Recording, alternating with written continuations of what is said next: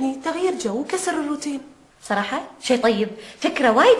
وبعدين بقى أنا في السجن بنام بميعاد وبصحى بميعاد، فبستعيد لياقتي.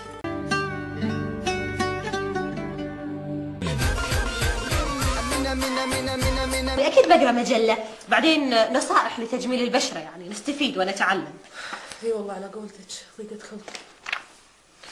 الله يهداك، توك تدرين ضيقة خلق، توك تدرين ان طقت شبدي انا من هالبيت.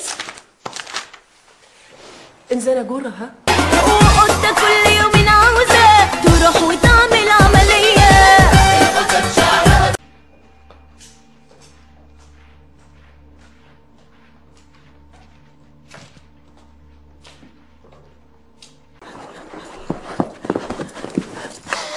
أنا تحت أمركم في كل اللي تطلبوه.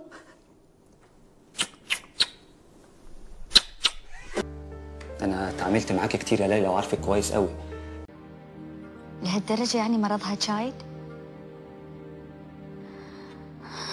الله يشفيها لكم يا رب. انزين، ابي اعرف شغلة، ليش انت اللي لازم تتكلف بمصاريف علاجها؟ ليش مو ابوك اللي يتحمل مسؤولية؟